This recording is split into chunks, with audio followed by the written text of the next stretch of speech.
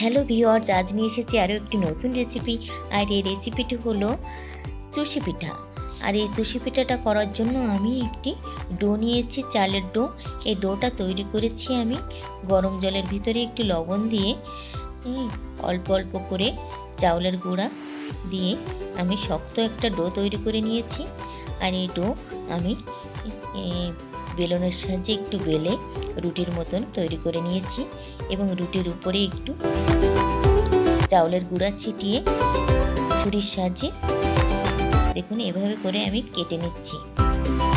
আপনারা যারা চুষি পিঠা করতে ভয় পান তারা এভাবে করে চেষ্টা করে দেখবেন, খুব সহজেই এভাবে কাটা যায় এবং সুন্দর করে তৈরিও করা যায়। একটু খেয়াল করে দেখবেন, দেখুন একসঙ্গে কতগুলো আমি করে নিয়েছি।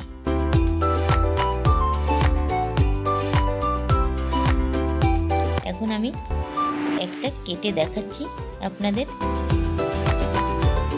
দেখুন কত সুন্দর করে কাটা হয়ে যাচ্ছে এবং দেখতেও কতটা সুন্দর দেখাচ্ছে। এভাবে করে আমি দেখুন কেটে নিয়েছি। দেখুন আমার আর বেলনে ধরছে না। এখন আমি বাটিটা বাইরে নিয়ে এভাবে করে আরও কিছু কেটে নিচ্ছি।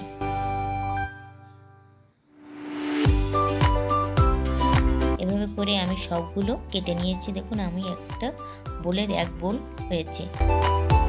এখন আমি এই চুষি পিঠাটা তৈরি করার জন্য কড়াইতে 2 কাপ লিকুইড নারকেলের দুধ দিয়ে দিয়েছি। নারকেলের দুধটা একটু ফুটে আসলে এখানে আমি দিয়ে দিচ্ছি গরুর লিকুইড দুধটা। আমি এখানে 1 কাপ গরুর দুধ দিয়ে দিয়েছি আর দিয়ে দিচ্ছি 2 কাপ জল। আর এখানে দিয়ে দিচ্ছি আমি খেজুরের ঝোলা গুড়টা, কারণ খেজুরের গুড়টা দিলে খুবই টেস্টি হয় খেতে। এখন দিয়ে দিচ্ছি আমি 5টি এলাচ, 3 টুকরা দারুচিনি আর 2টা তেজপাতা। এখন আমি কিছুক্ষণ নেড়ে চেড়ে এর ভিতরে দিয়ে দেব স্বাদ মতন লবণ। আপনারা লবণটা ব্যবহার নাও করতে পারেন, তবে লবণটা দিলে স্বাদটা একটু বেড়ে যায়, খেতেও খুব ভালো লাগে। উপরে সাদা গেজা যতক্ষণ থাকবে ততক্ষণ আমি জাল দিতে থাকবো। সাদা গেজাটা একটু কম হলে তখন আমি চুষি পিঠাটা দেব। কিন্তু এখানে এই পর্যায়ে আমি দিয়ে দিচ্ছি চিনি।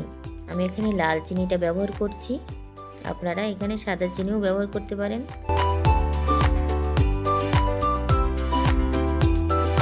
গুড় আর চিনিটা একসঙ্গে আমি সুন্দর করে মিশিয়ে নিচ্ছি। দেখুন সাদা গেজার পরিমাণ কতটা কমে গিয়েছে। এই পর্যায়ে আমি দিয়ে দেব চুষি পিঠাটা।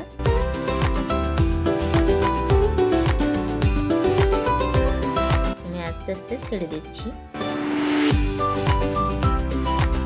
এখন আমি সুন্দর করে নেড়ে দিচ্ছি আস্তে আস্তে করে। চুষি পিঠাটা যতই জাল দেওয়া হবে ততই শক্ত হবে, আবার খেতেও খুবই টেস্টি হবে। কিন্তু খেয়াল রাখতে হবে যাতে ঝোলটা কমে না যায়। কমে গেলে খেতে ভালো লাগবে না, কারণ নামানোর পরেই অনেকটাই জমে যাবে। এখানে মনে হলো আমার চিনির পরিমাণ একটু কম ছিল, এজন্য আমি আরও 1 চামচ চিনি এখানে অ্যাড করেছি।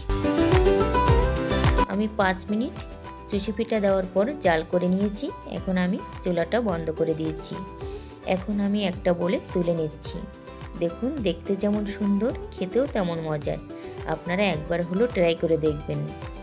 আর আমার চ্যানেলে নতুন হলে অবশ্যই আমার চ্যানেলটি সাবস্ক্রাইব করে পাশের বেল বাটনে ক্লিক করে রাখবেন এরকম নিত্য নতুন ভিডিও পেতে। তাহলে আবার দেখা হবে নতুন কোনো ভিডিওর সঙ্গে। সে পর্যন্ত আপনারা ভালো থাকবেন, সুস্থ থাকবেন।